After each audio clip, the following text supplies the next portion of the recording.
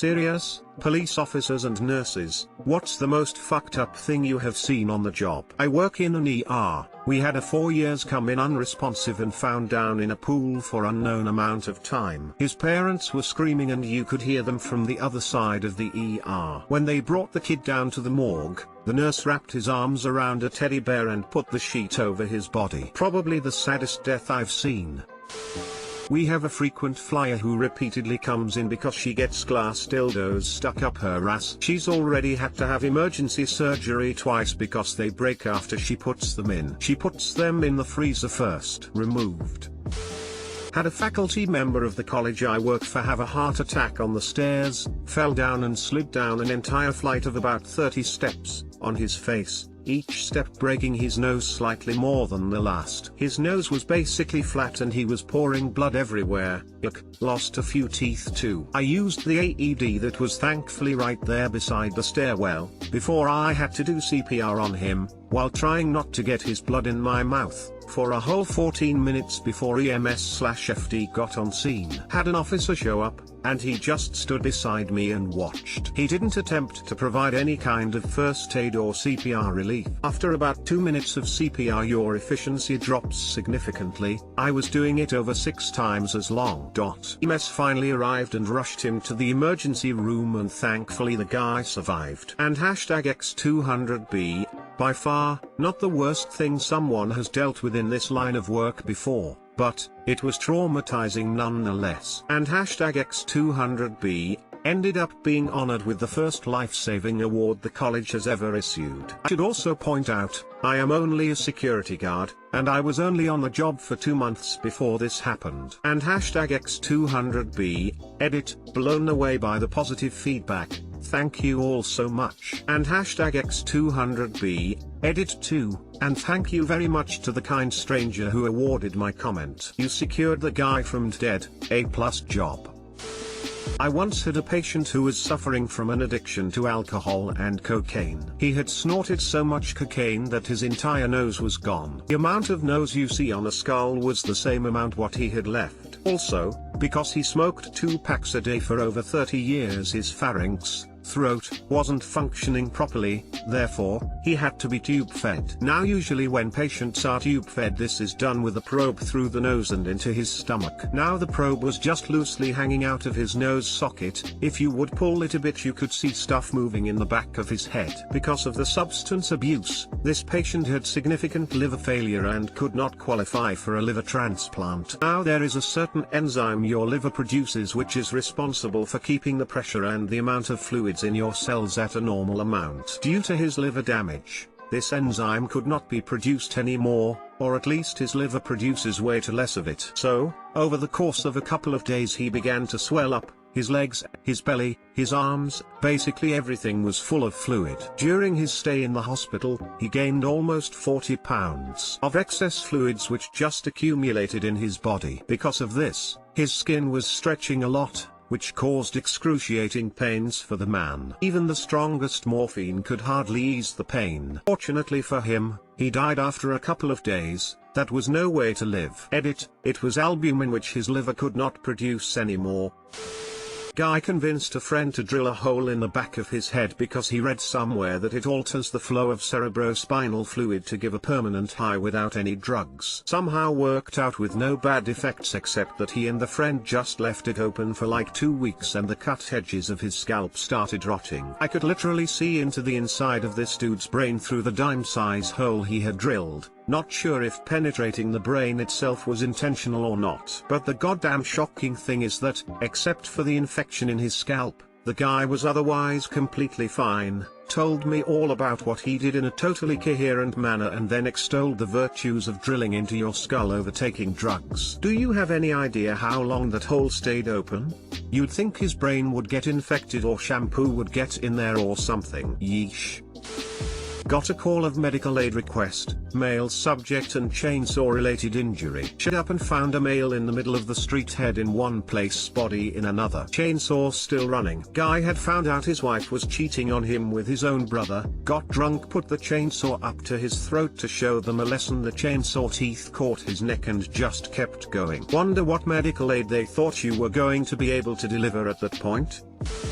I'm a labor and delivery / high-risk obstetrics nurse. The most horrifying thing I've witnessed is the birth of a deformed / mutated stillborn. It was unlike anything I've ever seen. Gelatinous, balloon-like, oozy. Images burned in my brain. The mom knew the baby wouldn't look normal and asked for it to be taken away immediately and did not want to see it. I don't blame her. I wish I hadn't. This is horrifying but probably not uncommon. I, myself, have had a stillborn. We estimate she was past 4 days before my body put itself into labor, which I was in for 2 days, and when she was born bright red with her skin peeling below her chest. The way the doctor described it was that my body was breaking her down, trying to get rid of her for about 6 days before she was born. Young girl in her 20s kidnapped and held captive for days. Every inch of her was bruised. They shaved her head and eyebrows off, burned her. Just some seriously fucked up stuff. Only found by chance. I don't want to imagine what would have happened if she wasn't. No family came to see her either. She was truly isolated and alone with no support. I think that just made it so much worse. And GT, no family came to see her either. She was truly isolated and alone with no support. I think that just made it so much worse. That's unfortunately probably what made her a target for the kidnappers. Homeless person with an infected foot just came in last month. Foot was red and necrotic, dead tissue. Little black holes everywhere. Poured some iodine and a few maggots came out. Another nurse suggested hydrogen peroxide. That hole bubbled and thousands of maggots came bursting out. I can't even describe the smell. Oh no. Gagging just thinking of the image. Did vomiting ensue?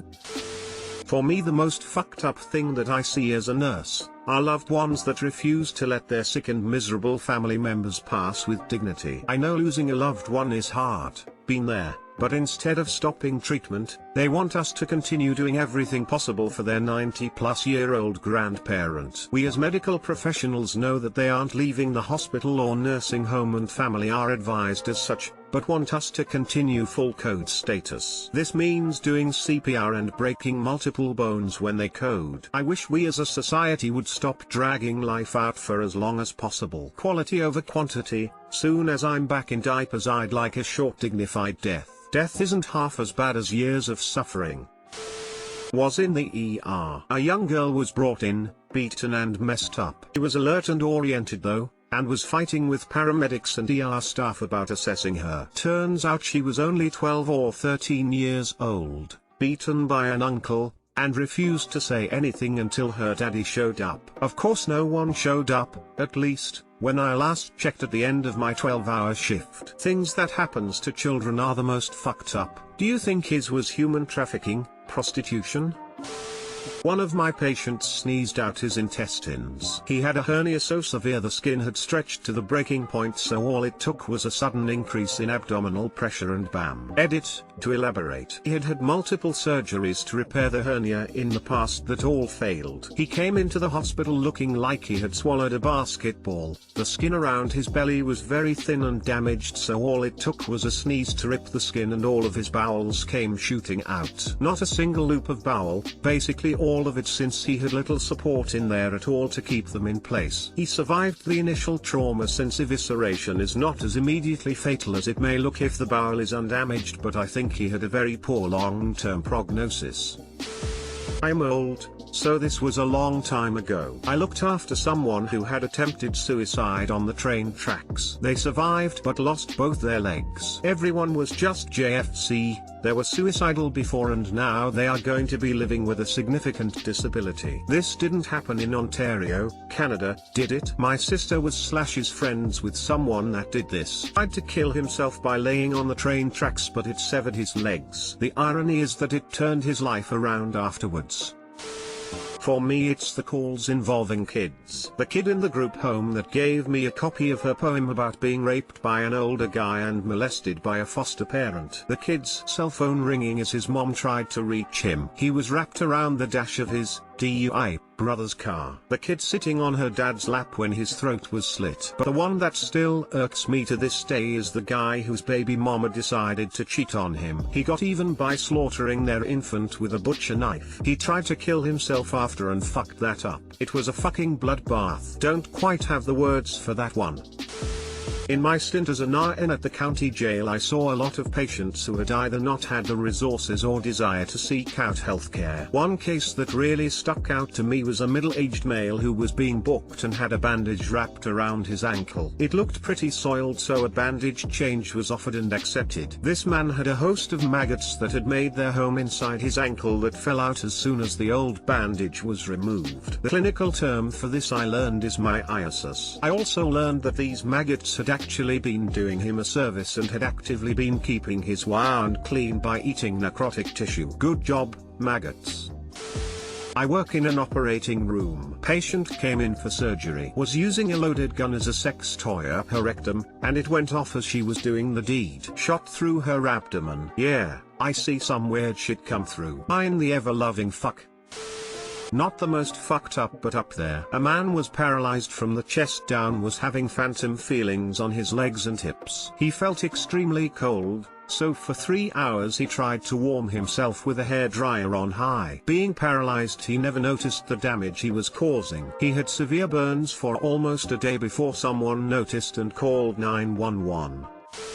Used to work at a naval hospital. Apparently artillery marines used to have this hazing tradition called kissing the breech. Essentially, the M777, 155, howitzer artillery guns, like any gun, have a massive recoil, and the new marines would put their face as close to the recoil as possible. Apparently, this was fairly common, but honestly I never heard of it again after this. So this good-looking, 19-year-old boot actually kissed the breech. The gun recoiled and smacked him in the face. He transferred to our hospital one day after the incident, and it was the worst injury I have ever seen to this day. He somehow survived being hit in the face by the recoil of a round capable of traveling 25 miles. This thing weighs like 9,000 pounds and hit him in the face with literal cannon force. He makes it to hospital and I couldn't believe my eyes. He essentially had lost his entire face. No eyes, mouth, nose, chin, nothing. A gaping hole with tubes and surgical dressings. I was part of a team responsible for stabilizing him and never heard the outcome, but I know he survived for quite some time. He may have made it back home. I hope he is still around. He had a great family around him, and the hardest part was seeing his mother holding pictures of her son before the incident happened. Heartbreaking. Edit. Some other sources have informed me that some of my information was incorrect. Word we received at the hospital was this kissing the breech hazing story, but apparently one of the leadership was charged with gross negligence. This was a mechanical malfunction that should have been checked and was not, resulting in the mishap. Thanks you/Victor Sierra for the info. His comment below explains what went wrong for you RT guys. So I have been a nurse for over 10 years, and I have to be honest, so much of my experiences are not as gory or traumatic as so many others here and never will be. But for me, and I know that some of you might understand, the most fucked up things I see and will continue to see is the horror of Alzheimer's, frontal temporal dementia, and Lewy body dementia. I tell you what, these people come in and they are polite and confused, able to fake it sometimes. Maybe their families have cared for them at home for a long time. Within hours often they realize they aren't leaving and the family is gone. The facade is over. Become mean and nasty often. Or the traumatic weight loss, the refusing to eat, the empty look in their eyes, begging to be released from their shell of a body in their own personal hell, unable to verbalize the pain or confusion or anything they feel. The families going through this is sad too. But what I was reminded of was when some of these folks do get sick, or break a hip, or poop themselves. The amount of people it often takes to help them and clean them up, literally have to try to hold their hands down because they do not understand what's going on no matter what. So yes, imagine 4'10" little old lady who is 90 some years old in the shower, with 2 or 3 staff because she's swinging and pissed off, but hasn't had a shower in over a week, and starts with diarrhea. One girl gets sick, so old lady grabs the poop and starts smearing it on her, ends up standing on wet floor with other 2 gallons in there trying to hold on to her and keep her off the floor and get her clean, throwing handfuls of poo at the girls, the doorway, and the wall. And here comes Iowa_popcorn and knocking on the door in her dress clothes as the assistant director of nursing, trying to help people, and gets poo landed at feet.